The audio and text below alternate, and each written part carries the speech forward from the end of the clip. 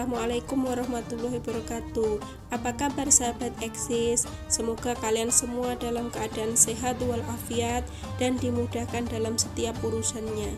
Amin amin amin ya robbal alamin.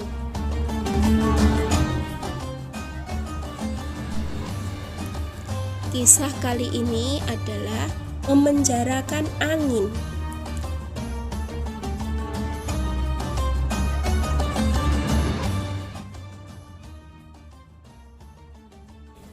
Tak ada henti-hentinya, tak ada kapok-kapoknya, Baginda selalu saja mengambil Abu Nawas untuk dijebak dengan berbagai pertanyaan dan tugas-tugas yang aneh.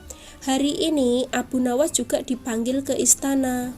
Setelah tiba di istana, Baginda menyambut Abu Nawas dengan sebuah senyuman yang mencurigakan. Abu Nawas sudah merasa, ada sesuatu ini. Kemudian raja berkata, akhir-akhir ini aku sering mendapat gangguan perut. Kata tabib pribadiku, aku kena serangan angin. Kata Baginda Raja memulai pembicaraan. Ampun tuanku, apa yang bisa hamba lakukan hingga hamba dipanggil? Tanya Abu Nawas penasaran.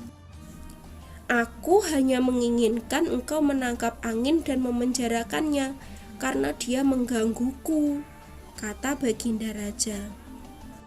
Abu Nawas hanya diam, tak sepatah kata pun keluar dari mulutnya.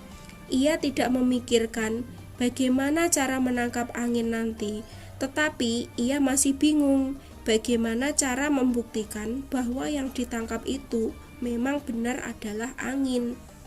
Karena angin tidak bisa dilihat, tidak ada warnanya. Tidak ada benda yang lebih aneh dari angin. Tidak seperti halnya air. Walaupun air tidak berwarna, tetapi masih bisa dilihat, masih bisa dipegang. Sedangkan angin hanya bisa dirasakan. Baginda hanya memberi Abu Nawas waktu tidak lebih dari 3 hari. Abu Nawas pun pulang membawa pekerjaan rumah dari Baginda Raja tersebut. Namun Abu Nawas tidak begitu sedih, karena berpikir sudah merupakan bagian dari hidupnya, bahkan merupakan suatu kebutuhan, dan raja memang sangat suka mengerjai dirinya.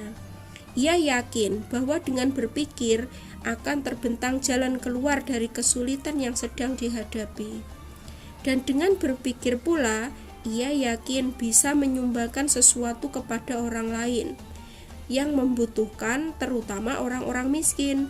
Karena tidak jarang Abu Nawas apabila mendapatkan hadiah dari Yang Mulia Raja berupa emas ataupun berupa uang, maka dia biasanya akan memberikan sebagian hartanya itu kepada orang lain, terutama kepada orang-orang yang miskin. Akan tetapi sudah 2 hari ini Abu Nawas belum juga mendapatkan akal untuk menangkap angin, apalagi memenjarakannya. Sedangkan besok adalah hari terakhir, hari ketiga yang telah ditetapkan oleh Baginda Raja. Abu Nawas hampir putus asa. Abu Nawas benar-benar tak bisa tidur walaupun hanya sekejap. Mungkin sudah takdir, kayaknya kali ini Abu Nawas memang tidak bisa menyelesaikan tugasnya. Kayaknya kali ini Abu Nawas harus menjalani hukuman karena gagal melaksanakan perintah Baginda. Dan ia pun pasrah. Ia berjalan gontai menuju istana. Di sela-sela kepasrahannya kepada takdir, ia ingat sesuatu, yaitu ia ingat Aladin dan lampu wasiatnya. Bukankah jin itu tidak terlihat? Abu Nawas bertanya kepada dirinya sendiri. Ia berjingkrak-jingkrak girang sekali dan segera berlari pulang. Sesampainya di rumah, ia secepat mungkin menyiapkan segala sesuatu, kemudian menuju ke istana. Di pintu gerbang, Abu Nawas langsung dipersilakan masuk oleh para pengawal karena Baginda memang sedang menunggu kehadirannya. Dengan tidak sabar, Baginda bertanya kepada Abu Nawas, "Sudahkah engkau berhasil memenjarakan angin, hai Abu Nawas?" "Sudah Paduka Yang Mulia," jawab Abu Nawas dengan muka berseri-seri sambil mengeluarkan botol yang disumbat. Kemudian Abu Nawas menyerahkan botol itu. Baginda menimang-nimang botol tersebut. "Mana angin itu, hai Abu Nawas?" tanya Baginda Raja. "Ada di dalam, tuanku yang mulia," jawab Abu Nawas penuh dengan takzim.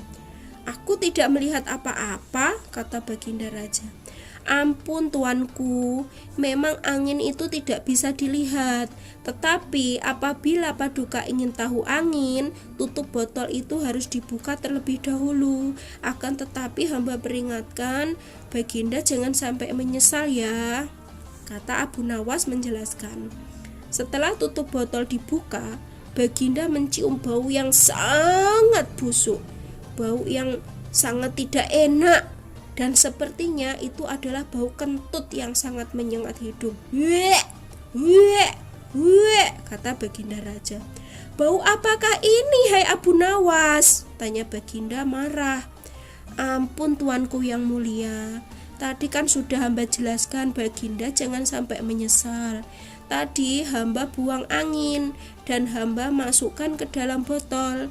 Karena hamba takut angin yang hamba buang itu keluar, maka hamba memenjarakannya dengan cara menyumbat mulut botol tersebut yang mulia," kata Abu Nawas ketakutan. Tetapi Baginda tidak jadi marah, karena memang penjelasan Abu Nawas itu masuk akal, dan itu adalah jawaban dari pertanyaannya. Dan untuk kesekian kalinya, Abu Nawas selamat dari hukuman raja. Dengan kecerdikannya dan kecerdasannya, dia bisa memecahkan sebuah masalah dan dia bisa terhindar dari sebuah hukuman. Baiklah sahabat Eksis, kiranya sampai di sini dulu kisah hari ini, dan sampai jumpa pada kisah yang lainnya. Wassalamualaikum warahmatullahi wabarakatuh.